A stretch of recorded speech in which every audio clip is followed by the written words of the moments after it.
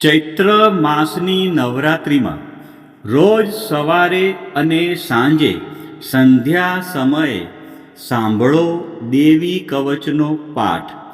દેવી કવચનો પાઠ સાંભળતા પહેલાં કોમેન્ટમાં તમારી કુળદેવીનું નામ જરૂરથી લખજો અને વિડીયોના અંત સુધી જોડાયેલા રહેજો. હવે આપણે દેવી કવચનો પાઠ શરૂ કરીશું. ઓમ ચંડિકા દેવીને નમસ્કાર.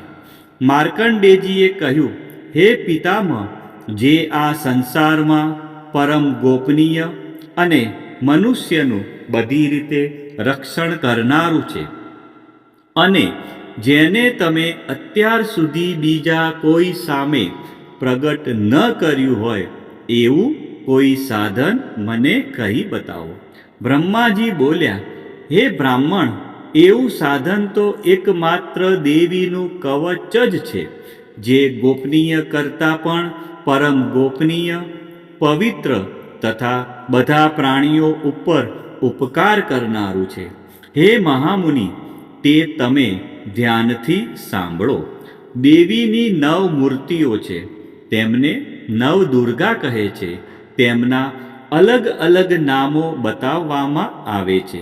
પહેલું નામ શૈલપુત્રી છે, બીજું નામ બ્રહ્મચારિણી છે, ત્રીજું ચંદ્રઘંટાના નામે પ્રસિદ્ધ છે, ચોથી મૂર્તિને કુષ્માંડા કહે છે, પાંચમી દુર્ગાનું નામ સ્કંદમાતા છે, છઠ્ઠી દુર્ગાનું નામ કાત્યાયની છે, સાતમું સ્વરૂપ કાલરાત્રિ, આઠમું સ્વરૂપ મહાગૌરી અને નવમી દુર્ગા એટલે સિદ્ધિદાત્રી.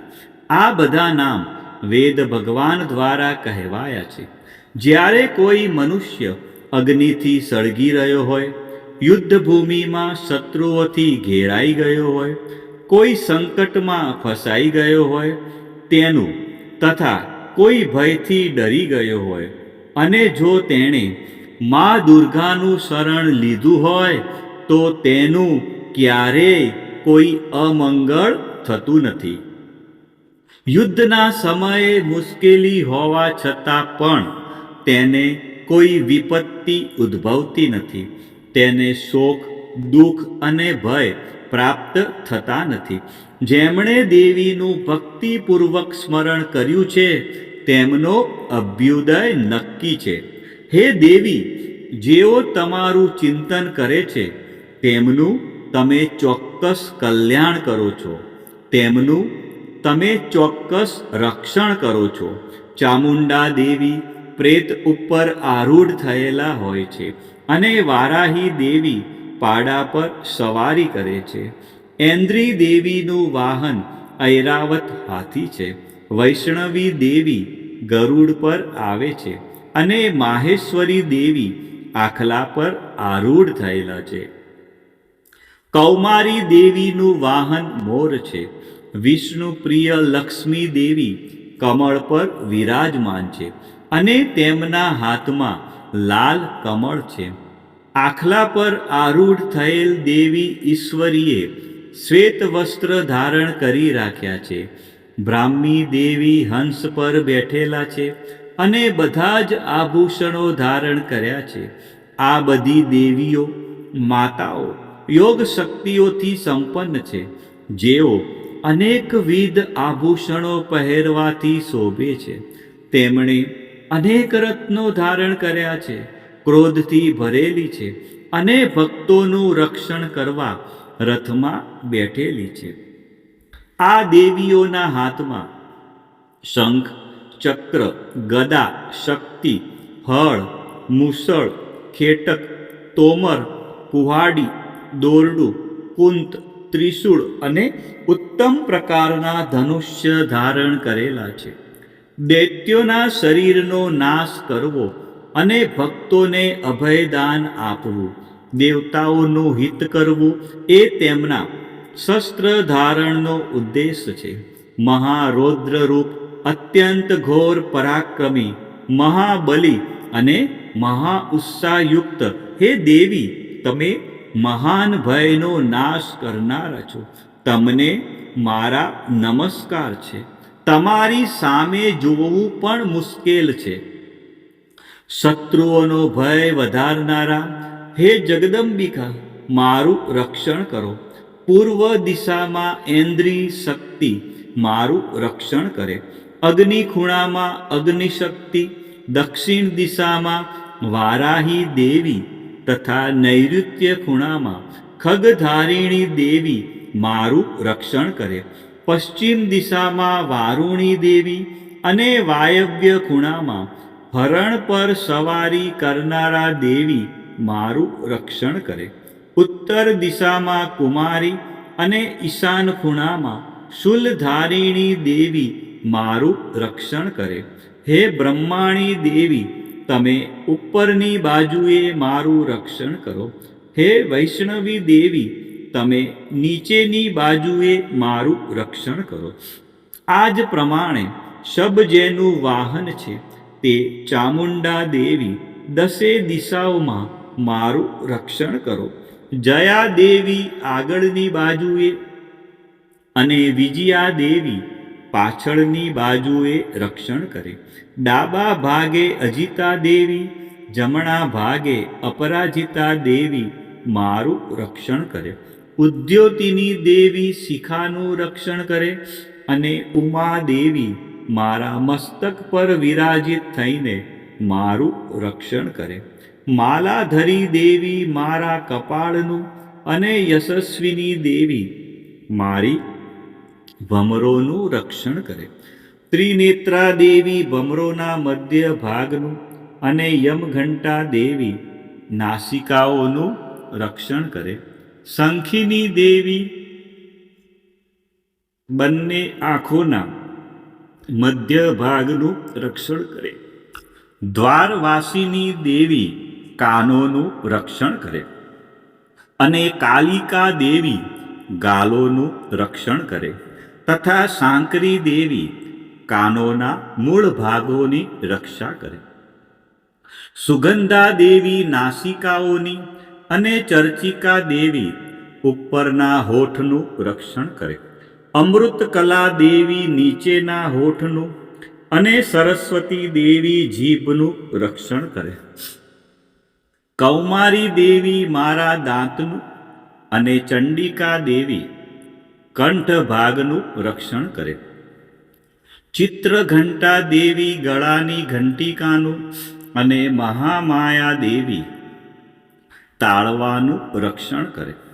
કામાક્ષી દેવી દાઢીનું અને સર્વમંગલા દેવી મારી વાણીનું રક્ષણ કરે.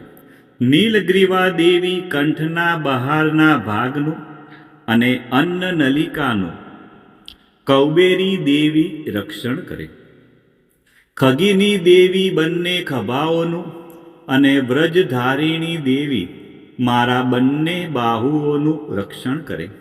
દંડીની દેવી બંને હાથોનું અને અંબિકા દેવી આંગળીઓનું રક્ષણ કરે. શુલેશ્વરી દેવી નખોનું રક્ષણ કરે અને કુલેશ્વરી દેવી કુખ પેટનું રક્ષણ કરે.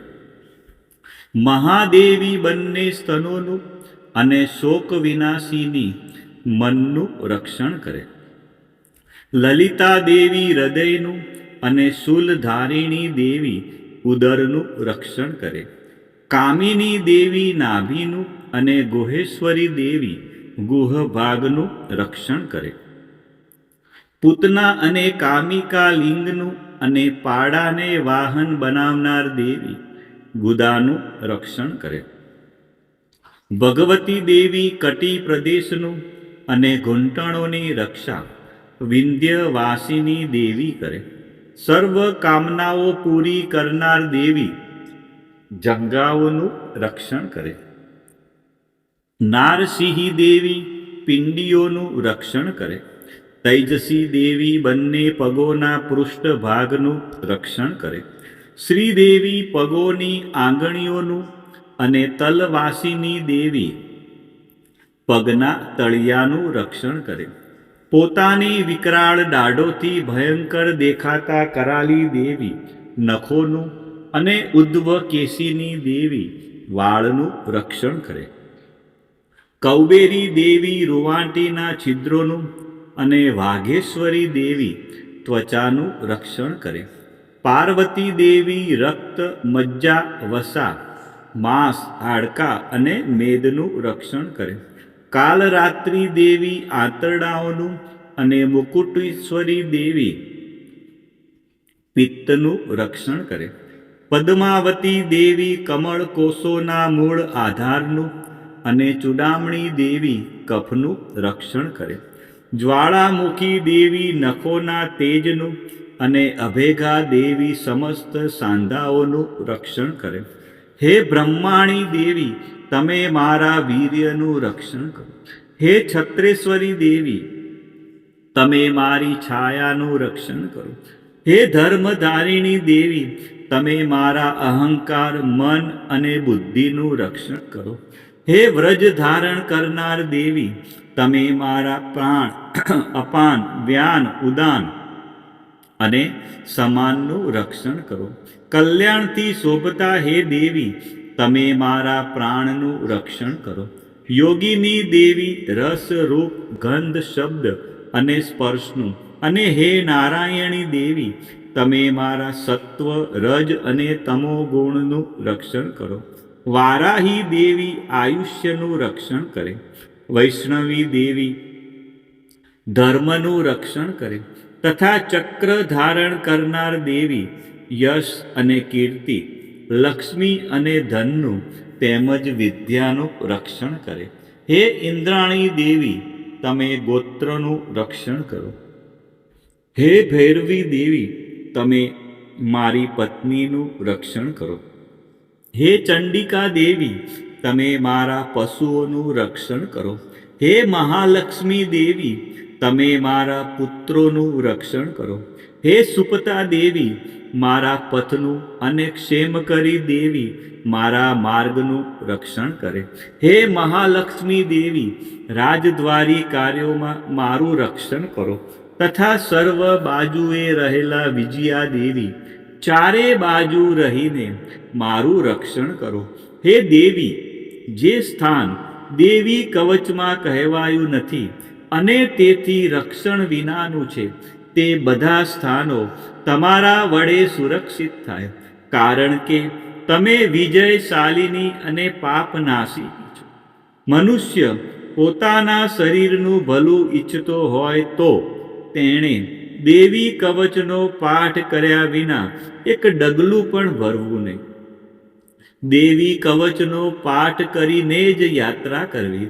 દેવી કવચના પાઠથી બધી બાજુથી સુરક્ષિત થયેલો મનુષ્ય જ્યાં જ્યાં જાય છે ત્યાં ત્યાં તેને ધન લાભ થાય છે તથા સઘળી કામનાઓ પર વિજય પ્રાપ્ત થાય છે. તે જે અભિષ્ટ વસ્તુનું ચિંતન કરે છે તેને તે અચૂકપણે પ્રાપ્ત કરી લે છે. તે મનુષ્ય આ પૃથ્વી ઉપર અતુલ ઐશ્વર્યને પામે છે.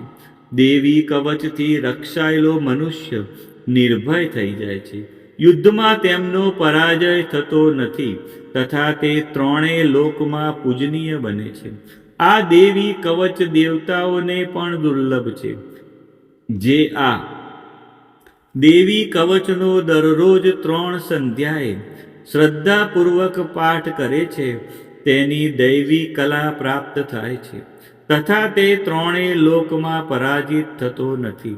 એટલું જ નહીં, તે અપમૃત્યુથી રહિત થઈને 100 કરતાં પણ વધુ વર્ષ જીવે છે. દેવી કવચ ધારણ કરનારા મનુષ્યની રાજા તરફથી સન્માન અને વૃદ્ધિ થાય છે. આ દેવી કવચ મનુષ્યના તેજની વૃદ્ધિ કરનારું અને ઉત્તમ છે. આ દેવી કવચનો પાઠ કરનારો મનુષ્ય પોતાની કીર્તિથી શોભા પામીને પૃથ્વી ઉપર પોતાના સુયશ સાથે સાથે વૃદ્ધિ પામે છે. જે પહેલા દેવી કવચ કરીને સપ્તસતી ચંડી પાઠ કરે છે તેની જ્યાં સુધી વન પર્વત હોય ત્યાં સુધી તે આનંદથી યુક્ત આ પૃથ્વી ઉપર રહે છે. તેના પુત્રો, પૌત્રો, સંતાન પરંપરા બનેલી રહે છે. પછી દેહાંત થતાં તે મનુષ્ય મહામાયાની કૃપાથી નિત્ય પરમપદને પામે છે, જે દેવતાઓને પણ દુર્લભ છે. તે સુંદર દિવ્ય રૂપ ધારણ કરે છે અને કલ્યાણ શિવની સાથે આનંદનો ભાગી બને છે. મા ભગવતીની આરાધનામાં દેવી કવચનું વિશેષ મહત્વ છે. દેવી કવચ એટલે રક્ષણ કરનારું કવચ. આ પાઠ દ્વારા મા દુર્ગાના વિવિધ સ્વરૂપો આપણા શરીરના દરેક અંગ અને જીવનના દરેક ડગલાનું રક્ષણ કરે છે. ઋષિ માર્કંડેયજીએ દ્વારા વર્ણવેલ આ દેવી કવચનો જો ચૈત્ર માસની નવરાત્રિમાં નિત્ય પાઠ કરવામાં આવે તો મનુષ્ય નિર્ભય બને છે અને તેના જીવનમાં સુખ શાંતિનો ઉદય થાય છે. આજના આ વિડીયોમાં આપણે સંપૂર્ણ દેવી કવચનો પાઠ સાંભળ્યો. તમે વિડીયોના અંત સુધી જોડાયેલા રહ્યા અને મા અંબાના આ પરમ કલ્યાણકારી સ્ત્રોતનો લાભ લીધો.